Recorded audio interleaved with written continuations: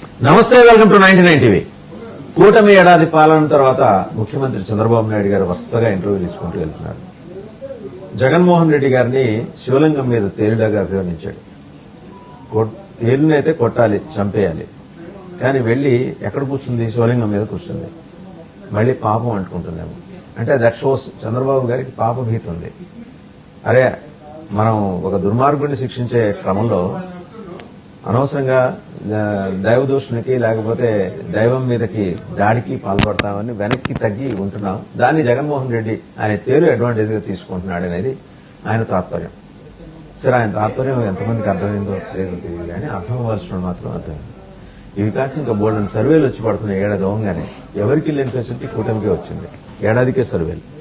వీటన్నిటి మీద సమగ్రంగా విశ్లేషించడానికి మనతో ఉన్నారు పొలిటికల్ అనలిస్ట్ లింగంనేని శివరాంప్రసాద్ గారు. శివరాంప్రసాద్ గారు నమస్తే.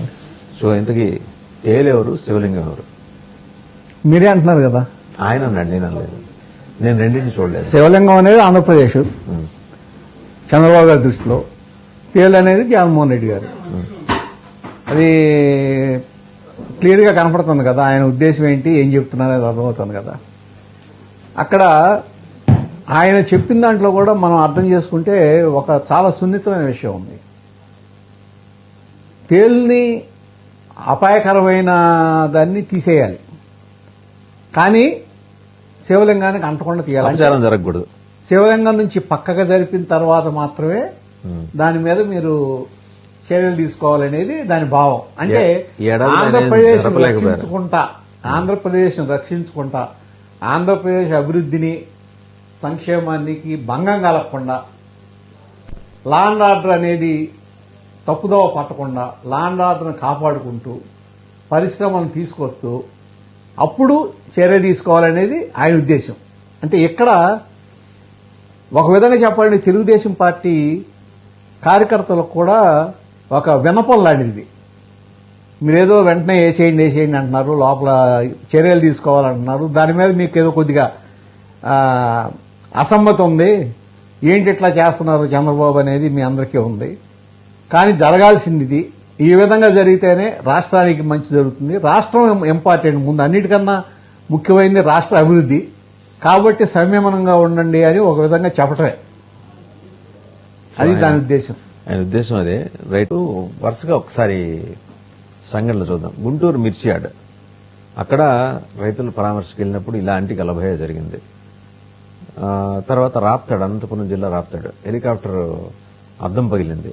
ఆ పైలట్ నేను వచ్చి చెప్పాడు, జగన్మోహన్ రెడ్డి గారిని ఎక్కించుకుని నేను ఎందుకు రాలేదు అంటే, ఆయన ఎక్కితే ప్రమాదం, నాకంటే సేఫ్టీ గైడ్లైన్స్ తెలుసు కాబట్టి నేను వెళ్ళిపోయాను అని ఆయన చెప్పాడు. అక్కడ మూకుమ్మడికి వచ్చి హెలికాప్టర్ మీద పిడిగుద్దులు గుద్దారు. నిన్న పొదిలి, ప్రకాశం జిల్లా పొదిలి, పరామర్శకు వెళ్లిన పెద్ద మనిషి 3 కిలోమీటర్లు ర్యాలీ షో చేశాడు అని తెలుగుదేశం ఉంటుంది. సో వాళ్ళు తెలుగుదేశం కానీ ఎక్కువగా తెలుగుదేశం పర్సెప్షన్.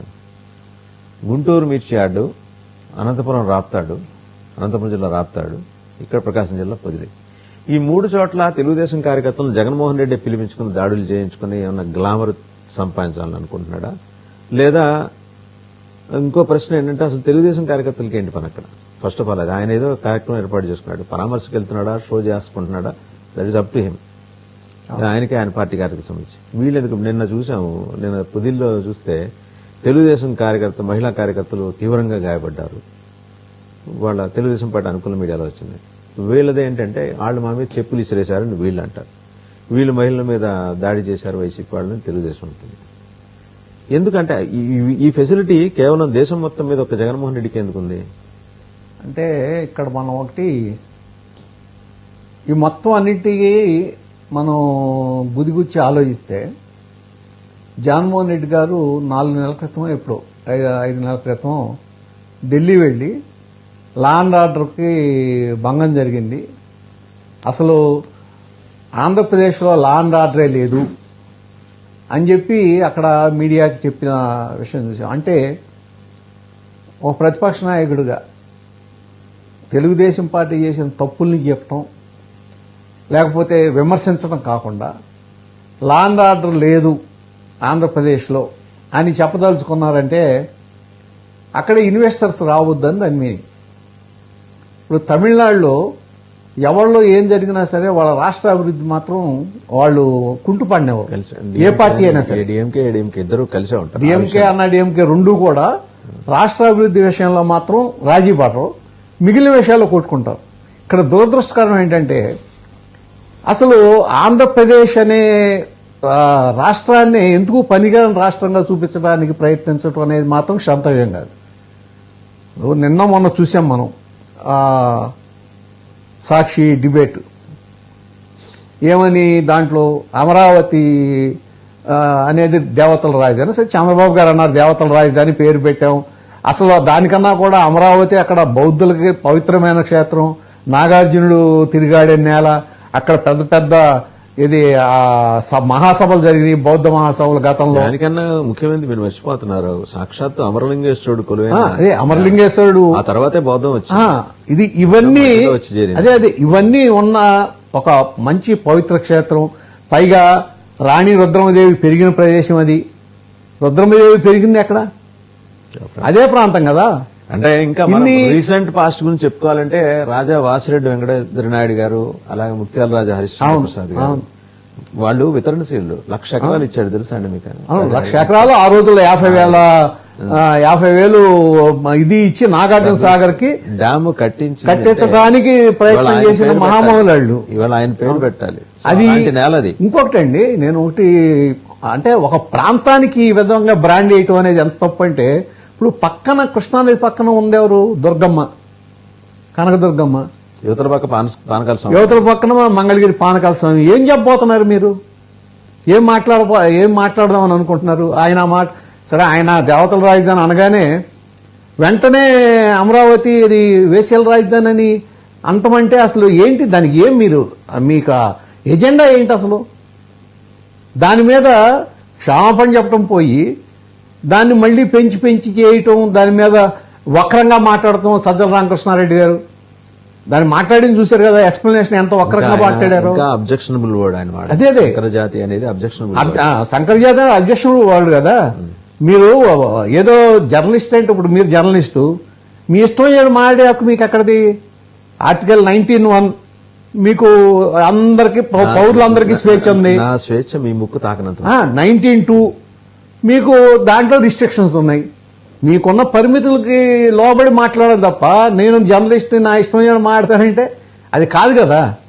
పైగా ఆ దేవతలు, హిందూ దేవతలు, ఏది ముస్లిం దేవతలు, క్రిస్టియన్ దేవతలను కూడా దాన్ని కంటిన్యూ చేశారు. అంటే అసలు ఇక్కడ నేను ఒకటండి క్లియర్గా చెప్పబోతున్నాను.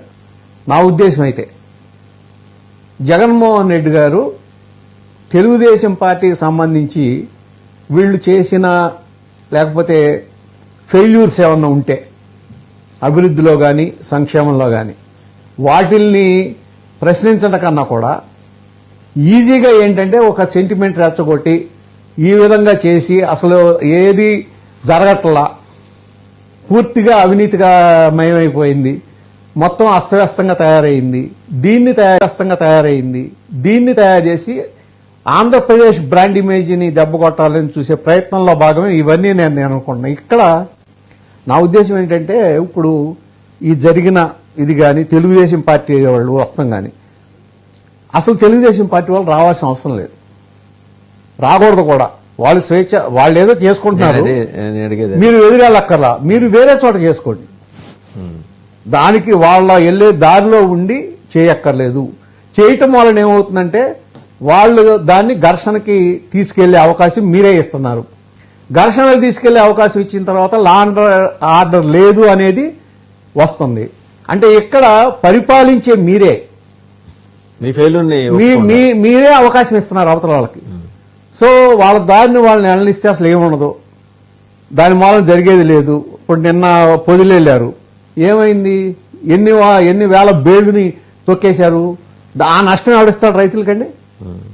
పొగాకు బేళ్లను తొక్కేశారు కదా, ఆ నష్టం ఎవరిస్తారు? గతంలో ఈ రైతులకు సంబంధించే ధాన్యం కొన్న తర్వాత 3 నెలలు 6 నెలలకు కూడా డబ్బులు పడిన పరిస్థితి ఉంది. ఇవాళ 24 గంటలు, మాక్సిమం 48 గంటలు డబ్బులు పడిపోతున్నాయి. పరిస్థితి అది గ్రౌండ్ ఏది క్షేత్రస్థాయిలో ఉన్న పరిస్థితి కదా. ఇప్పుడు ఆయన మారని ఆయన ఏదో వెళ్తాడు అంతేనండి. అదే చేయాలి తప్ప పరిపాలన వేరండి, ప్రతిపక్షం వేరు. పరిపాలించేవాడు ప్రతిపక్షానికి అవకాశం ఇవ్వకూడదు. ఆ జిల్లాలో ఉన్న సామెతకు తగ్గట్టే జరిగింది నేను ఆయన పర్యటన. అద్దెంకిపోయిన సింగడు పోను పేడ రాను అవును, సామెత. అంతే. వెళ్ళాడు, వచ్చాడు. షేక్స్పియర్ నాటకంలో ఉండదు, he has come, he has seen and he has gone అన్న. అంతే. వచ్చాడు, చూశాడు, వెళ్ళాడు. ఏమన్నా వైసీపీ సాధించిన ప్రయోజనం లేదు. వైసీపీ మీద దాడి చేసినట్టు వీళ్ళు ఆరోపిస్తున్నారు కదా, చేసిన దాని మీద తెలుగుదేశం బదనామైంది కానీ వాళ్ళు సాధించింది ఏం లేదు. ఇద్దరు సాధించింది ఏం ఉండదండి. ఇప్పుడు ఆయన ఏదో వచ్చాడు, పొగాకు రైతు సమస్యల మీద పావు గంట అరగంట మాట్లాడుకుంటాడు, పరామర్శిస్తాడు, వెళ్ళిపోతాడు. వెళ్ళిపోనియాలి కదా. అయిపోయింది, అంతా అయిపోయిందండి. డీజీపీని పిలిపించుకుని మాట్లాడేంతటి సీరియస్ ఇష్యూ నేను నడిచిందండి. అంటే నేను అన్నది ఇప్పుడు ఇందాక నేను అన్నాను కదా, దీని వెనక కుట్రకోణం మీద ఉన్న ఎన్ని సంఘటనలన్నీ కలిపి చూస్తే టీడీపీ ఎస్టాబ్లిష్ చేస్తుందా, లేకపోతే ఇలాంటి కుట్రకోణం ఉంటుందని డీజీపీ గారికి చెప్పి మీరు ఆ మీరు ఏం జరుగుతుంది అనే దాని మీద ఒక సమగ్రమైన రివ్యూని కోరుంటాడేమో చంద్రబాబు గారు. అసలు ఏం జరుగుతుంది రివ్యూ రాసి ఇవ్వండి ఏమన్నా చెప్పుంటారా? అట్లా ఎందుకు చెప్తారు? అది అది అడిగుంటారు అసలు ఏం జరుగుతుంది. ఏదంటే 3 సంఘటనల వెనక వైసీపీ కుట్రకోణం ఉందని తెలుగుదేశం ఎలాగ ఆరోపిస్తుందో, వైసీపీ ఆరోపణ కూడా ఏంటంటే ఈ 3 సంఘటనల్ని రచ్చగొట్టే వ్యవహారంలో తెలుగుదేశం ఉంది. వాళ్ళ రెడ్ బుక్ పాలసీ కాన్స్టిట్యూషన్ లో భాగంగానే ఇదంతా కూడా తెలుగుదేశం చేస్తుందని వాళ్ళ అభియోగం. ఒకసారి చూద్దాం. ఒక 1 year పరిపాలన అయిపోయింది. వన్ డే అయింది వాటికి. 1 year అయ్యి 1 year ముందు లోకేష్ గారి టోన్ అండ్ టెనర్ ఉంది. మొన్న 1 year అవుతుందనగా విశాఖపట్నంలో మాట్లాడారు. ఆయన బయట పీసారు, ఆయన బయట ఒకసారి ప్లే చేయండి. చూసారా సాక్షులు ఎట్లా మాట్లాడారు అంటే ఇప్పుడు కూడా సిగ్గు లేకుండా అట్లా మాడుతున్నారు. మహిళల్ని కించపరిచే విధంగా మాడుతున్నారు. ఎనివే ఒకడు అయిపోయాడులే, రెండోడి కోసం ఎత్తుకుతున్నాం. మహిళల్ని అవమానించిన ఎవడు పారిపోయే ప్రసక్తే లేదు. పట్టుకొచ్చి బండకేసి కొట్టి లోపలేసే బాధ్యత మన ప్రభుత్వం తీసుకుంటుంది. ఒక బ్రోకర్ ఉన్నాడు అక్కడ, వాడి పేరు నాకన్నా మీకే బాగా తెలుసు. ఆ బ్రోకర్ గారు ఈ రోజు లేచి మాడుతాడా మహిళలు కించపరిచే విధంగా? ఉంటుందిరా ఎక్కడ పోతారు? మనం కార్యకర్తల బాధ ఉంది, మొదటి రోజే బతికెళ్ళచ్చు కదా అని, మొదటి రోజే బొక్కలేయచ్చు కదా అని. అది 2 నిమిషాలు పని తల్లి. కానీ నేను కోరేది మిమ్మల్ని అందరినీ, జరుగుతున్నాయి ప్రజల్లోకి తీసుకెళ్లాలమ్మా. ఎట్లా అడుగడుగున మహిళలను అవమానిస్తూనే ఉన్నారు.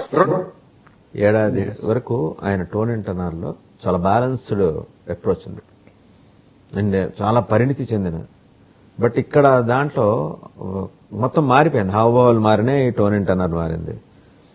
ఒక బ్రోకర్ గాడు వాడు జగన్మోహన్ రెడ్డి వాడే భాషే కదా మీరు కూడా వాడుతోంది. How different. ఒకటే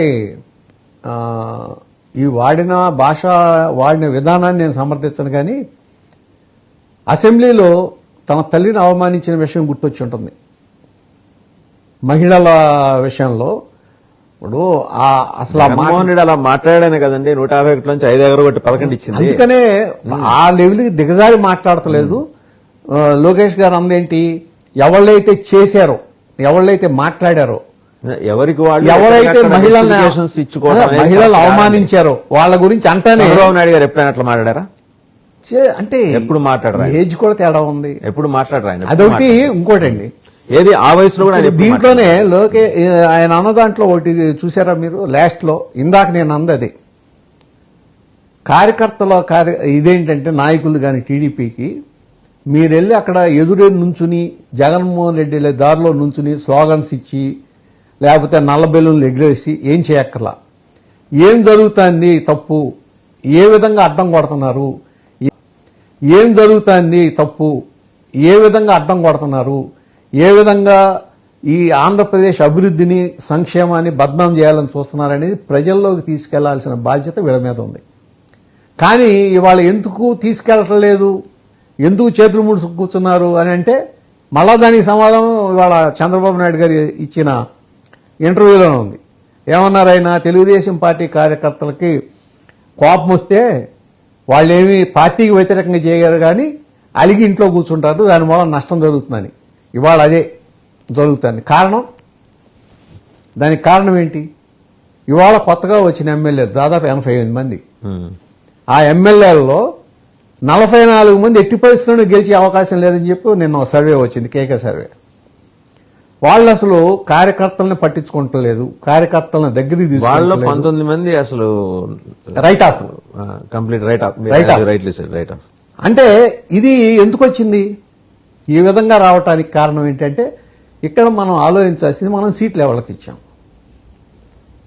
అంతకుముందు తెలుగుదేశం పార్టీ ఎప్పుడు కొన్ని క్లాసులు కండక్ట్ చేయటం, ఈ నిరంతరం పొలిటికల్ క్లాస్ అదేమైంది అప్పుడు ఆయన ప్రకాశం జిల్లాలో ఒక ఆయన నడిపేవారు పొలిటికల్ ఒక ఆయన కదా అన్ని చోట్ల 3 రీజియన్స్ లో నడిపేవాళ్ళు. ఆ పొలిటికల్ క్లాస్ కంటిన్యూ చేయటం, దాంట్లో వచ్చిన వాళ్ళకి మనకి తెలుగుదేశం పార్టీ విధి విధానాలు, దాన్ని ఏ విధంగా వెళ్ళాలి, ప్రజలతో ఎట్లా ఉండాలి, ఏ విధంగా మనం ప్రజల్లోకి పార్టీకి సంబంధించిన విషయాలు ఇవన్నీ చెప్పేవాళ్ళు. ఇవన్నీ లేకుండా కేవలం ఏదో ఒక డబ్బు ఉందనో లేకపోతే ఎన్ఆర్ఐలనో సడన్ గా వచ్చి సీట్లు తీసుకున్న వాళ్ళు పారాచూట్స్ వాళ్ళు ప్రజల కన్నా కూడా ముందు అసలు కార్యకర్తలతో కలివిడిగా ఉండలేకపోతున్నారు, కార్యకర్తలకి టైం కేటాయించలేకపోతున్నారు. పైగా నేను ఇంత ఖర్చు పెట్టాను, నేను తిరిగి తీసుకోవాలనే ఉద్దేశంతో రిటర్న్ ఆన్ ఇన్వెస్ట్మెంట్ అంటే అది రాజకీయాల్లో పనికిరాదు. ఇప్పుడు దీన్ని నేను ఉదాహరణ ఇస్తానండి. గల్లా జయదేవ్ గారు అన్నాడు, ఆయన ఓ పెద్ద ఇండస్ట్రియలిస్టు, మల్టీ మిలియనీర్. ఆయన వచ్చాడు, ఆయనే సంపాదించలేదే. ఇప్పుడు కేసీఆర్ నాని ఉన్నాడు, ఆయన ఒక వ్యాపారవేత్త, వచ్చాడు, ఖర్చు పెట్టుకున్నాడు, ఆయనే సంపాదించలేదే ప్రజల నుంచి. అంటే మన రామ్మోహన్ నాయుడు గారు, సరే ఆయన దగ్గర అంత డబ్బున్నా లేకపోయినా అవినీతి ఆరోపణ ఎక్కడా లేదే వాళ్ళ మీద. ఇవాళ మీరు సడన్ గా వచ్చేసి మేమెంత పెట్టాం, మేమెంత మళ్ళీ తీసుకుంటాం, ఇప్పుడు మళ్ళీ కొంత సంపాదించుకొని మళ్ళీ నెక్స్ట్ టైం కూడా తీసుకుంటాం. ఇది ఏంటంటే మాంసం తిన్నాం కదా కానీ బొయ్కుల మెళ్ళ చేసుకున్నట్టు ఆ విధంగా చేయటం వలన మీకు పర్లా, కానీ అల్టిమేట్ గా పార్టీ దెబ్బతింటుంది. పేరు చెప్పను కానీ ఒక ప్రముఖ దినపత్రికలు ఈ రోజు వచ్చింది, రాయలసీమ ప్రాంతానికి చెందిన ఒక తెలుగుదేశం ఎమ్మెల్యే. ఆయన మన రాత్రి ఏదో వెళ్తూ వాళ్ళ ఊరు పక్కన బార్ 11ంటికి ఓపెన్ చేసి ఉంటాం చూసి లోపలికి వెళ్లి రుబాబు చేసి నెల ఇవ్వాల్సిన 2 లక్షలు ఎందుకు ఇవ్వట్లేదని నిలదీసి, ఇవ్వాల్సిన కాన్స్టిట్యూషన్ ప్రకారం ఇవ్వాలని ఉందేమో నాకు తెలియదు, ఎమ్మెల్యేలకు ఇవ్వాలని ఎందుకు ఇవ్వట్లేదని గలబా చేసి గొడవ చేసి విధ్వంసం చేసి ఆ సీసీటీవీ ఫుటేజ్ లో రికార్డ్ అవుతుందని సీసీటీవీ ఫుటేజ్ మొత్తం లాక్కుని వెళ్ళాడట. ప్రముఖ దినపత్రిక, తెలుగుదేశం అనుకూల దినపత్రిక రాసింది. అదేనండి నేను ఇప్పుడు ఆయన మీరన్న పారాచూట్ కేటగిరీలోకి వస్తాం. అదే మనం కొద్దిగా కొంతకాలం మనం రాజకీయాల్లో కొనసాగాలి, రాజకీయాల్లో ఉండి ప్రజాసేవ చేయాలనుకున్నాడు ఎవడన్నా ఈ విధంగా చేస్తాడా?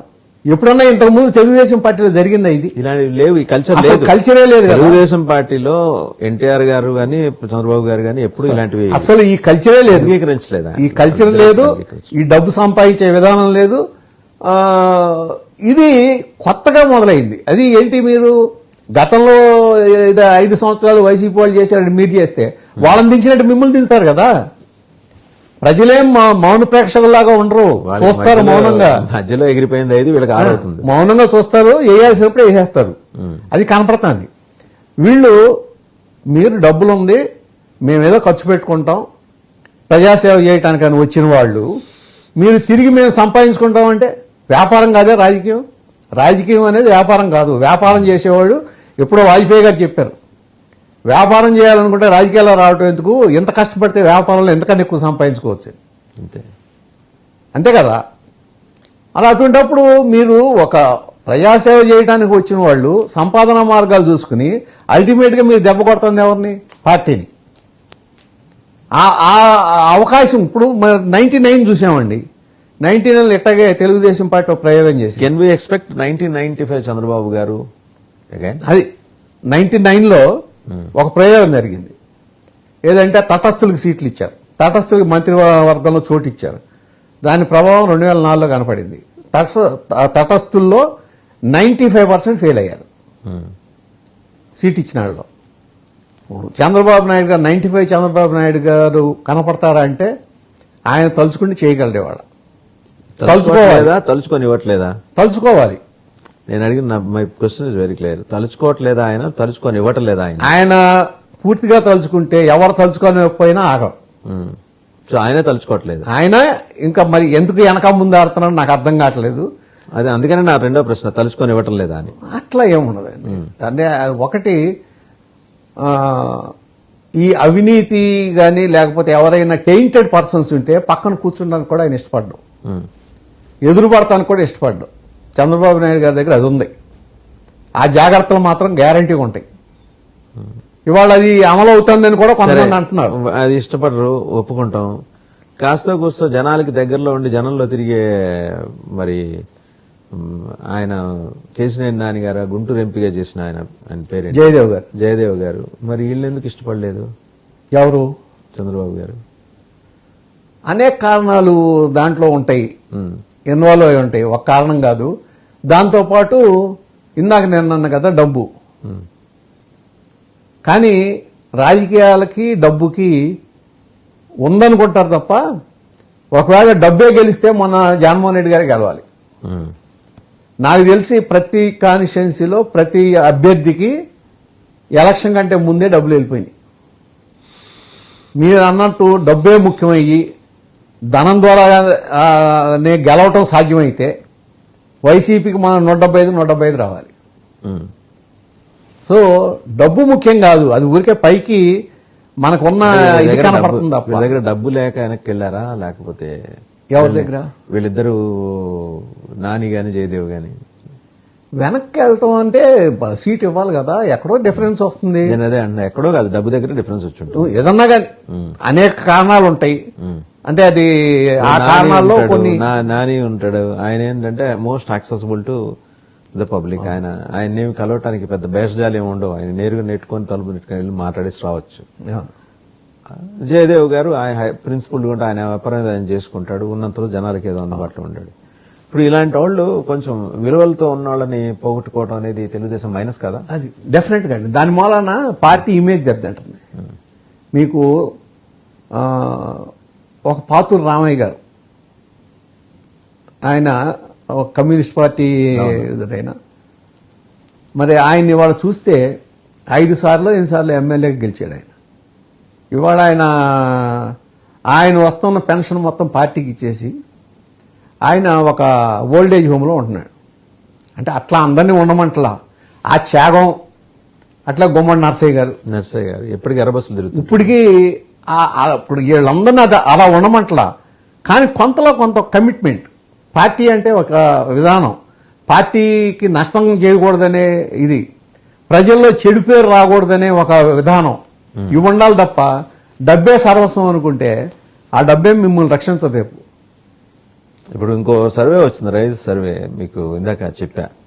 ఉత్తరాంధ్ర జిల్లాల్లో 34 సెగ్మెంట్ల 17 సెగ్మెంట్లు కూటమికి ఎదురుగాలి.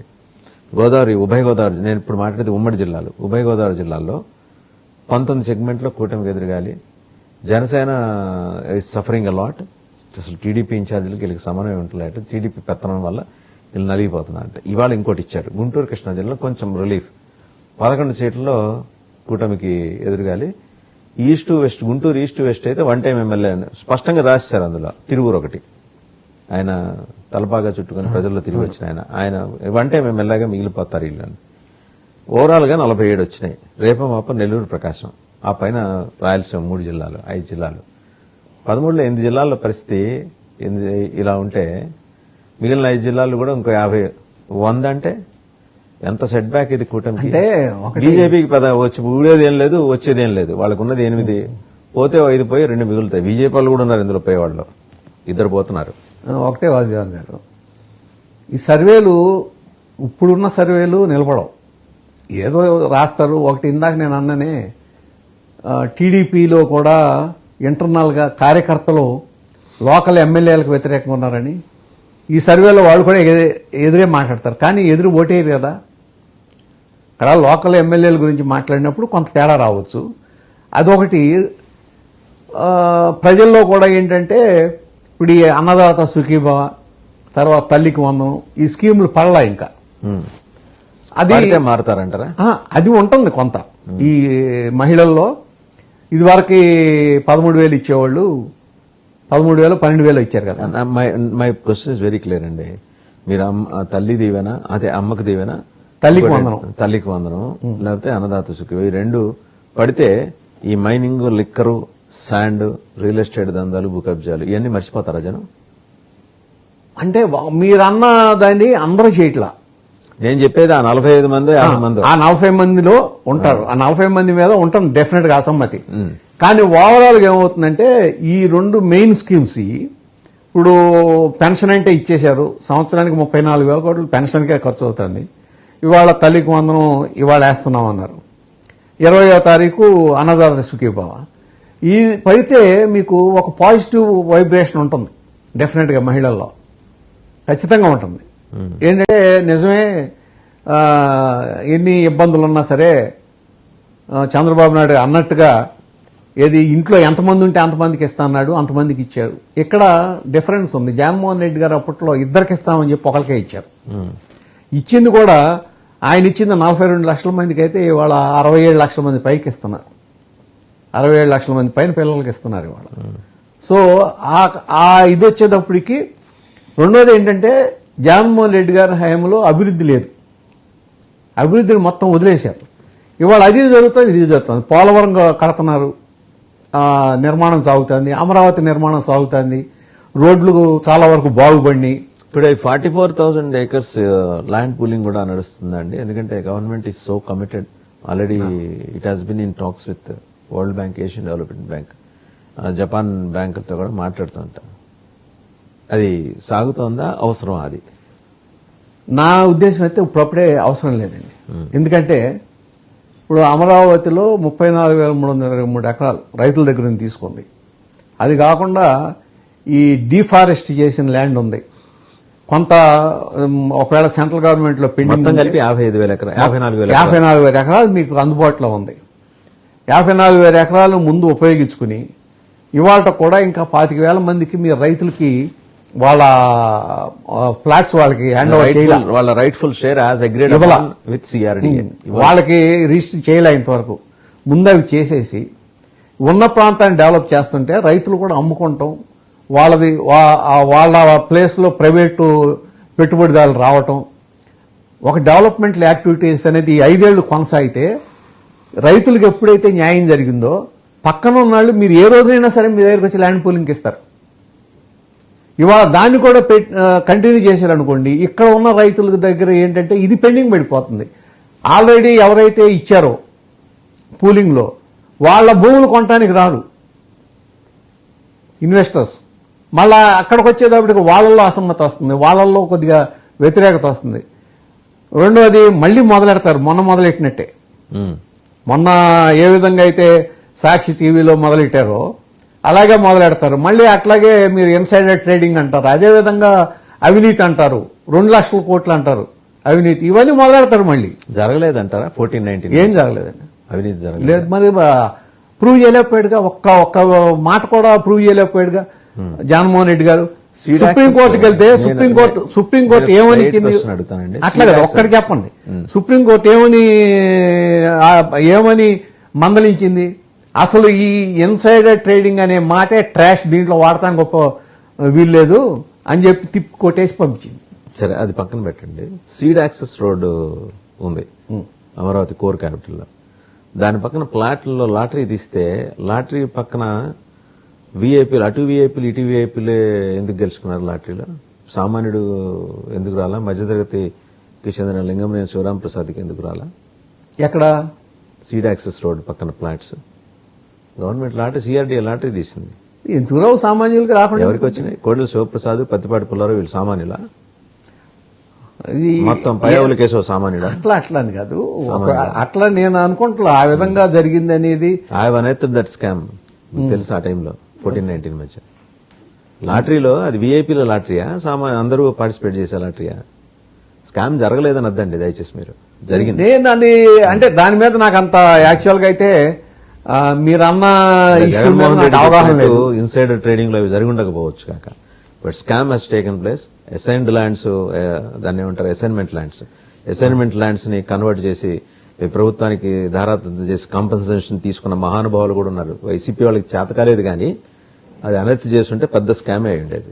లేదా ఇవన్నీ దాదాపు మనం స్కామ్ అంటే కాదు, అది అసైన్మెంట్ ల్యాండ్స్ ని మా ల్యాండ్స్ అని చెప్పి క్లెయిమ్ చేసుకుని అది ఎవరు కదా, ఎవరు అవి జరిగినాయండి. లేదు జరిగినాయి. వీళ్ళు చేతకాక వీళ్ళు వదిలేసి చేతకాక ఎందుకు ఉంటుంది?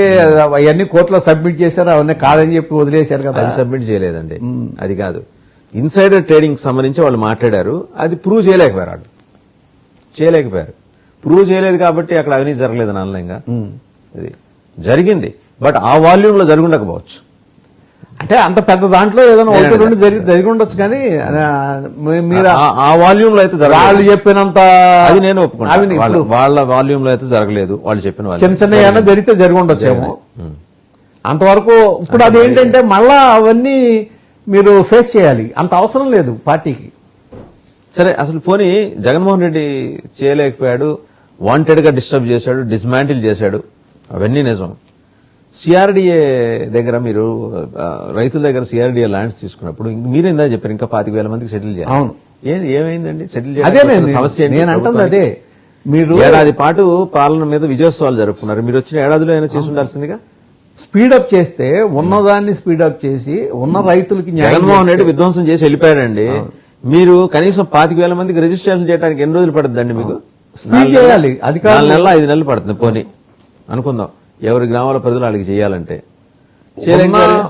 ఏదైనా ఇబ్బందులు ఉంటే రైతులతో మాట్లాడుకుని ఆ ఇబ్బందులన్నీ సాల్వ్ చేసుకుని స్పీడ్ గా చేసి వాళ్ళకి అప్పచెప్పేశారనుకోండి, విడగొట్టేశారనుకోండి, అప్పుడు ఆటోమేటిక్ గా మీరు అన్నట్టు ఆ 44,000 మిగిలిన వాళ్ళు కూడా వస్తారు ఆటోమేటిక్ గా. వస్తారు. ఇప్పుడు 10 ఏళ్ళు అయిందండి, 10 ఏళ్ల క్రితం ఇచ్చారు వాళ్ళు. ఇవాళ వాళ్ళకి దిక్కు దివాణం లేదు. ఇవాళ వరకు వాళ్ళ ఫ్లాట్స్ వాళ్ళకి రాకలా. సరే ఏదో కౌలు వస్తున్నారు, కౌలు ఇస్తే సరిపోదు కదా, వాళ్ళకి రైట్ఫుల్ షేర్ రైట్ఫుల్ షేర్ రావాలి కదా. కాబట్టి అవన్నీ కూడా సాల్వ్ చేస్తే ముందు ఆ ఉన్న ఇష్యూస్ క్లోజ్ చేసి, అట్లాగే మనకి కేంద్ర ప్రభుత్వ సంస్థలు కానీ ఇవన్నీ కూడా అక్కడ కన్స్ట్రక్షన్ మొదలెడితే ఒక షేప్ వస్తుంది. ఎప్పుడైతే అక్కడ వచ్చిందో నివాసాలు పెరుగుతాయి, జనం వస్తారు. ఎప్పుడైతే జనం వచ్చారో ఆటోమేటిక్గా మీకు ఒక నగరం లాగా డెవలప్ అవడానికి అవకాశం వస్తుంది. ఇప్పుడు క్వాంటమ్ వ్యాలీ పెడుతున్నా అన్నారు, ఈ నెక్స్ట్ ఇయర్ బిగినింగ్ లోనే ఇప్పుడు వస్తుంది. ఒకవేళ అది స్టార్ట్ అయింది అనుకోండి, దాని ఎఫెక్ట్ మనకి ఇంకా అభివృద్ధి రావచ్చు. అభివృద్ధి వచ్చినప్పుడు ఒక నెమ్మదిగా అక్కడ మైగ్రేషన్ పెరుగుతుంది. ఆ మైగ్రేషన్ పెరిగినప్పుడు మీకు ఆటోమేటిక్ గా ఆ ప్రాంతం డెవలప్ అవుతుంది. ఆ టైంకి వీళ్ళ దగ్గర ఫ్లాట్స్ ఉండాలిగా, వాళ్ళ దగ్గర రైట్ఫుల్ షేర్ ఉండాలి కదా. వాళ్ళు ఉన్నప్పుడు వచ్చి ఎందుకని కొనుక్కుంటారు కదా. ఇవ్వట్లేదండి? అంటే మీకు తెలిసిన మీకు తోచిన కారణం ఏదై ఉంటుంది? ఏం లేదు, ఈ అధికారుల దాన్ని ఏమంటారు, రెక్టిఫిజం అయి ఉంటుంది. అంతకు మంచి ఏముంటుంది అక్కడ? వాళ్ళది ఇవ్వాల్సింది వాళ్ళకి ఇచ్చేయాలి కదా. మీరు లేఅవుట్ చేసి విడగొట్టి ఇచ్చేయాలి కదా. లాంగ్ విజన్ ఉండి 2047 విజన్ ఉండి ఈ చిన్నపాటి వ్యవహారాన్ని కూడా మనం అడ్రస్ చేయలేకపోవటం అంటే ఒకటండి, ఇక్కడ మొన్నే ఒకటి చూశాను నేను. ఏదంటే ఇప్పుడు ఈ తుని రైలు ఘటన, ఆ కేసు కొట్టేశారు. కొట్టేసినప్పుడు మళ్ళా దాన్ని రివ్యూ పిటిషన్కి వెళ్తున్నాం అన్నారు. బయటకు వచ్చిన తర్వాత అప్పుడు మేల్కొంది ప్రభుత్వం. ఇదేంటి రివ్యూ పిటిషన్ ఎవరికి వెళ్ళారని చెప్పి, రివ్యూ పిటిషన్ లేదు, మేము దాన్ని మళ్ళా ఫైట్ చేయట్లేదని తీశారు. ఈ లోపే వెళ్లాల్సిన వాళ్ళకి సందేశం వెళ్ళిపోయింది. అసలు ఆ రివ్యూ పిటిషన్ వేస్తున్నామని ప్రభుత్వాన్ని చెప్పకుండా ఎవరు చేశారు? ఎవరు చేస్తుంటారండి? అది కదా నేను అనేది అదే. నేను ఎవరు చేస్తుంటారు? ఇప్పుడు ఎవరు చేస్తుంటారు అనేదే ప్రభుత్వం పికప్ చేయాలి. ఎందుకంటే ఆ జీవోని ఫస్ట్ పైకి లేపి దాని మీద 2 రోజుల పాటు వరుసగా డిస్కషన్ అవును. నాకు తెలుసు. అవును, మేము ఉదయం డిస్కషన్ పెట్టగానే మధ్యాహ్నానికి దాన్ని స్క్రాప్ చేసాం. అవును. తెల్లారి వేరే ఏది స్క్రాప్ చేసినట్టు విత్డ్రా చేసుకున్నట్టు ఒక జీవో. నేను అనేది అసలు అంత సున్నితమైన విషయం. Knowledge of the minister concern, home minister, ఆవిడకి నాలెడ్జ్ లేదు, డిప్యూటీ చీఫ్ మినిస్టర్కి నాలెడ్జ్ లేదు, ముఖ్యమంత్రికి నాలెడ్జ్ లేదు. సొంతంగా ప్రిన్సిపల్ సెక్రటరీ ఇచ్చేస్తారండి జీవో? అదేనండి, ఎవరు ఎలా ఇస్తారు? అదే అడగాలి కదా. ఇప్పుడు అక్కడ ఎక్కడ జరుగుతుంది, ఏమన్నా కుట్రకోణం ఉందా దీంట్లో, ఎట్లా ఇచ్చారు, సున్నితమైన అంశం ఉన్నప్పుడు మీరు అనేది ఎట్లా ఉందంటే, వెనకటికి పెద్దవాళ్ళు మీ పెద్దవాళ్ళు చెప్పేవాళ్ళు, ఇందిరాగాంధీ ఏదన్నా ఇలాంటి బయట పెడితే విదేశీ హస్తం ఉంది అనేసి ఊరుకునేది. అట్లుంది. కుట్రకోణం ఏందండి? గవర్నమెంట్ మీ చేతిలో ఉండి కుట్రకోణాన్ని మీరు బ్రేక్ చేయలేకపోతే వాట్ డస్ ఇట్ మీన్? అట్లా అని కాదు. ఇప్పుడు ఎవరు చేస్తారండి? నేను ఒకటి చెప్పమంటారా? మీ సెక్రటేరియట్ 2019 ముందు చంద్రబాబు నాయుడు గారు కదా ప్రభుత్వంలో ఉంది, చంద్రబాబు నాయుడు గారు కదా. ఆ రోజున మరి జగన్మోహన్ రెడ్డి గారు వాళ్ళ బాబాయ్ హత్య విషయంలో చంద్రబాబు చేశారనే కదా ఉంది. ఏమైంది? సో ఇప్పుడు కూడా జగన్మోహన్ రెడ్డి ఉంటాడంటారు మీరు? ప్రతిపక్షం ఉండొచ్చు, లేకపోతే ఎవరు చేస్తారు? అంటే మీ వ్యవస్థ అంత బలహీనంగా ఉంది, మీ బ్యూరోక్రాటిక్ స్ట్రక్చర్ స్ట్రెంగ్థెన్ చేసుకోవాలి. అంత అక్కడ కూడా known as the CEO of your bureaucrats. National media అనేది కదా మిమ్మల్ని, మీరు బ్యూరోక్రాట్ల సీఈఓ అని. మరి అదే బ్యూరోక్రాట్లు ఇవాళ మీ అదుపు తప్పి మీరు వ్యవహరిస్తున్నారు. ఇందాక అన్నారు కదా 95 సీఎం అని 95 సీఎం దాంట్లో అవ్వాలి. ఇది బ్యూరోక్రసీని అదుపు చేయటంలో, వాళ్ళ మీద కంట్రోల్ చేయటంలో 95 లో ఎలా ఉందో ఆ విధంగా అవ్వాలి. జగన్మోహన్ రెడ్డి గారి మనుషులు ఐఏఎస్ ఆఫీసర్లు, ఐపీఎస్ ఆఫీసర్లు ఇంకా ఉన్నారు ఈ ప్రభుత్వంలో. మీరు మొన్న కరుణాకర్ రెడ్డి గారు అన్నారు కదా, ఏమని? మా మనుషులు ఇన్ని వేల మంది ఉన్నారు టీటీడీలో, వాళ్లే మాకు వేగులు, మా కళ్ళు అన్నాడా? అన్న తర్వాత ఒక భక్తుడు వేషంలో ఒక వైసీపీ నాయకుడు వచ్చి నిరసన ప్రదర్శన చేస్తే దాన్ని ఆయనే వీడియో తీసి వదిలేసాడా బయటికి? దేవస్థానం ఉద్యోగే. మేబీ మనం అంటే ఒక ఆరోపణ చేయటం అని కాదు, అవకాశం ఉంది, అది జరగకుండా మీరు జాగ్రత్త పడాలంటున్నాను నేను. ఇప్పుడు ఒక సెక్షన్ ఆఫీసర్ ఇచ్చారంటే నేను ఒప్పుకుంటాను సార్. జగన్మోహన్ రెడ్డి వీర విధేయుడు, భక్తుడు, ఆయన సంక్షేమ పథకాల వల్ల లబ్ధి పొందిన వాళ్ళు ఆయన కుటుంబంలో ఉండుండొచ్చు, లేకపోతే ఆయన కుటుంబం అనూచానంగా వైఎస్ రాజశేఖర రెడ్డి గారికి సపోర్ట్ గా ఉండుండొచ్చు, అన్ని ఒప్పుకుంటా. Kumar Vishwajit principal secretary home, ఆయనైతే అవరు కదా గ్యారంటీగా, ఆయనైతే అవరు కదా. అవును. సెక్షన్ ఆఫీసర్ ఇచ్చిన దాని మీద గుడ్డిగా ఆయనైతే సంతకం పెట్టి జీవో ఇవ్వరు కదా. నేను అదే అడుగుతున్నా, ఆయన్ని మరి ఆయనకన్నా పై స్థాయిలో ఉన్న ఆఫీసర్స్, బ్యూరోక్రాట్స్ ఒత్తిడి చేశారా? అదే గవర్నమెంట్ తీయండి సార్, గవర్నమెంట్ మీ చేతిలో కాన్స్పిరసీ యాంగిల్ ఎన్ని రోజులు మీరు అదే అంటున్నాను. గవర్నమెంట్ ఇంటర్నల్ గా దాని మీదే చర్య తీసుకుని ఏం జరుగుతుందో చూసి ఎవరు బాధ్యులో వాళ్ళ మీద చర్యలు తీసుకుంటే మళ్ళీ జరగవు. సరే, ఇప్పుడు ఇవన్నీ సాంబ్రాణి మాట్లాంటే నేను చర్యలు తీసుకోవడం ఇన్ని రోజులు ఆగక్కర్లా, 10 రోజులైంది. Internal enquiry, DGP can call for an enquiry, home minister can call for an enquiry. అన్ని అవసరంలా సీఎం గారు ఒక మాట డీజీపీ గారికి ఫోన్ చేసి ఏంటంటే వాట్ ఈస్ దిస్ అంటే సాయంత్రానికి నివేదిక వస్తుంది. ఆయన ఫోన్ చేసి అడిగారా? కానీ నేను పిలిపించుకుని జగన్మోహన్ రెడ్డి వ్యవహారాలు అయితే పిలిపించుకుని మాట్లాడారు. ఇది ఎందుకు మాట్లాడాలా? అది జగన్మోహన్ రెడ్డి గారి వ్యవహారం అనేది మన స్పష్టంగా అదే కదా రాసిందంతా, కూడా మీడియా రాసింది చూపించి. మీడియా రాయటం దాని మీదే ఒకటి ఇదవ్వదు. ఇన్ని రోజులు అంటే ఆయనే లా అండ్ ఆర్డర్ చేతిలో, సీఎం చేతిలో కదా ఉండేది. ఓవరాల్ రివ్యూ చేసి ఉంటారు ఏం జరుగుతుంది అనేది. ఓవరాల్ రివ్యూ ఇందాక నేను అన్నట్టుగా, ఇందాక నేను ఒక ఇష్యూ చెప్పాను, మొత్తం అన్ని జరుగుతున్న సంఘటనలు ఇవన్నీ చూస్తే ఒక విధంగా ఆంధ్రప్రదేశ్ బ్రాండ్ ఇమేజ్ దెబ్బతీయాలనే ఒక ప్రయత్నం జరుగుతుందా? ప్రయత్నమా కుట్రా? ప్రయత్నం కుట్రే కదా. రాష్ట్రం ఇమేజ్ దెబ్బతీయటం అంటే కుట్రే కదా. అటువంటిది ఏమైనా జరుగుతుందా? ఒకవేళ దాని మీద మాట్లాడారేమో, దాని మీద ఇది ఒకసారి అసలు అంతకుముందు జగన్మోహన్ రెడ్డి గారు ఏం మాట్లాడారు పొదిల్లో ఇదంతా అయిన తర్వాత ఒకసారి చూద్దాం. వార్నింగ్ ఇచ్చారు ఇందాక లోకేష్ గారు ఆయనకు వార్నింగ్ ఇచ్చారు కదా, సో దానికి సమాధానంగా ఈయనేం మాట్లాడారు చూద్దాం ఒకసారి. రంగంలోకి దింపి ఈ ప్రభుత్వాన్ని గట్టిగా నిలదీస్తూ అడుగుతా ఉన్నా. ఈ ప్రభుత్వం రైతుల తరపున స్పందించకపోతే, రైతుల తరపున ఈ ప్రభుత్వం పంటలు కొనుగోలు చేసే కార్యక్రమానికి శ్రీకారం చుట్టకపోతే, మార్క్ఫెడ్ రంగంలోకి దింపి వైఎస్ఆర్సీపీ ప్రభుత్వం హయాంలో జరిగినట్టుగా మార్క్ఫెడ్ రంగంలోకి దింపి ఆక్షన్ హాల్లోకి మార్క్ఫెడ్ వచ్చి పార్టిసిపేట్ చేసి పోటీతనం పెంచేట్టుగా ప్రతి రైతుకు కనీసం యావరేజ్ ప్రైస్ అంటే హై లో రెండు కలిపితే యావరేజ్ ప్రైస్ కనీసం 280 రూపాయలన్నా కనీసం రైతుకు వచ్చే విధంగా ప్రభుత్వం చర్యలు తీసుకోకపోతే మాత్రం ఖచ్చితంగా ఆందోళనలు ఇంకా ఉధృతం చేస్తాం. రైతుల తరపున వైఎస్ఆర్సీపీ పార్టీ గట్టిగా ఉద్యమిస్తుందని చెప్పి చంద్రబాబు నాయుడు గారికి ఇక్కడ నుంచి వార్నింగ్ ఇస్తా ఉన్నారు. సో అది ఇందాక ఆయన వార్నింగ్ కి ఈయన వార్నింగ్ సమాధానం. ఇది తప్పేం లేదు. ప్రతిపక్ష నాయకుడిగా ఆయన చేయాల్సింది చేస్తున్నాడు, దాన్ని మనం తప్పడాల్సిన పని లేదు. ఆయన సజెషన్ ఏదో ఆయన ఇస్తున్నాడు, కాకపోతే దానికి సమాధానం పార్టీ పరంగా వాళ్ళు ఇచ్చుకుంటారు. ఎందుకంటే గతంలో రైతులు ఎంత ఇబ్బంది పడ్డారో చూసాం. మిర్చి రైతులకు వచ్చేటప్పటికి రేట్ ఎక్కువ ఉంటే తక్కువ జీవో ఇచ్చిన పరిస్థితి ఉంది జగన్మోహన్ రెడ్డి గారి హయాంలో. ఇవన్నీ కూడా గతంలో జరిగినాయి. అలాగే పంట కొనుగోలు చేస్తే తర్వాత 3 నెలలు 6 నెలలకు కూడా డబ్బులు పడిన పరిస్థితి రైతులు ఎదుర్కొన్నారు. 6 నెలలు కూడా పంట అమ్ముకుని ఆ డబ్బులు రాని పరిస్థితిలో రైతులు ఇబ్బంది పడిన స్థితి చూసాం మనం. ఇవాళ ఆ పరిస్థితి లేదే. 48 గంటలు మ్యాక్సిమంలో డబ్బులు పడిపోతున్నాయి. అంటే నేననేది మనం గ్రౌండ్ లెవెల్లో ఏం జరుగుతుంది అనేది. రాజకీయంగా మాట్లాడేది స్టేట్మెంట్స్ అది వేరు, కానీ ఇక్కడ వచ్చేటప్పటికి జగన్మోహన్ రెడ్డి గారు మాట్లాడాల్సింది అదే. ఒక ప్రతిపక్ష నాయకుడిగా తప్పేం లేదు అది. ఆయన డిమాండ్ చేయొచ్చు, రైతుల కోసం పోరాడొచ్చు. అయితే ఈ పోరాటంలో మీరు ఒక దానికి వెళ్ళినప్పుడు 1000 మందిని పోగేసుకుని అక్కడ మిర్చి యార్డుకి వెళ్ళక్కర్లా, 1000 మందిని పోగేసుకుని టొబాకో దాని దగ్గరికి వెళ్ళక్కర్లా. అదేంటంటే షో ఆఫ్ స్ట్రెంగ్త్. దాని మూలం నేను రాదు, ఎంతకన్నా ఎక్కువ జనం వచ్చారు కదా మీకు సిద్ధం సభలకి. సిద్ధం సభలకు వెళ్ళారు, ఇంతకన్నా ఎక్కువ జనం వచ్చారు ఏంటి అయితే ఇప్పుడు మీరు అనేది తెలుగుదేశం వాళ్ళు అన్నట్టు మీరు కూడా అంటారా, ఇది రాప్తాడులో కుట్ర, గుంటూరు మిర్చియాడ్లో కుట్ర, పొదిల్లో కుట్ర, వైసీపీ కుట్ర అది అంటలా. ఉంటుందా? కుట్రకోణం ఉందేమో, ప్రభుత్వం జాగ్రత్త పడాలని చెప్తున్నా. అంటే వైసీపీ కుట్రకోణం. అది ప్రభుత్వం ఈ జాగ్రత్త పడాలి. జనాల్ని తోలుకు రావటం కూడా ఇంత వీళ్ళంతా కుట్రలో భాగమేనా? ఇవన్నీ పోతే అంతమంది ఎందుకు వస్తారండి ఎక్కడన్నా?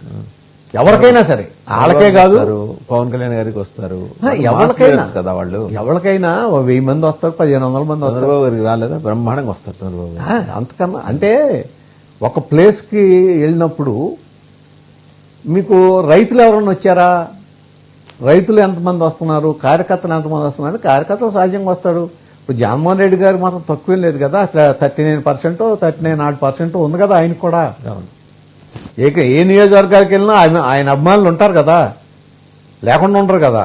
అట్లాగే చంద్రబాబు నాయుడు గారికి ఉంటారు, మిగిలిన పార్టీలకు ఉంటారు. డెఫినెట్ గా ఉంటారు. అదేం తప్పులేదు.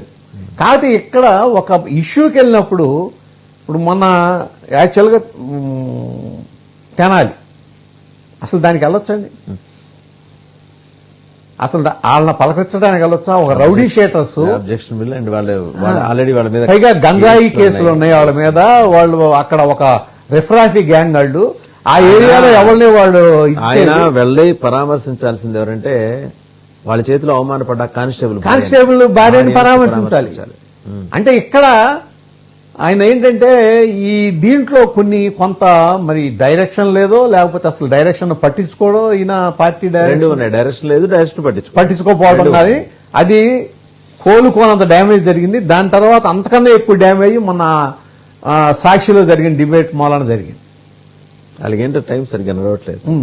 అంటే ఇక్కడ మీరు ఒక బేసిక్ ప్రిన్సిపల్స్ మర్చిపోకూడదండి. పొలిటికల్ గా కానీ దేనికైనా సరే, ఒక వ్యక్తిగా కానీ జీవన విధానం సాగించడం దేనికైనా కొన్ని బేసిక్ ప్రిన్సిపల్స్ ఉంటాయి.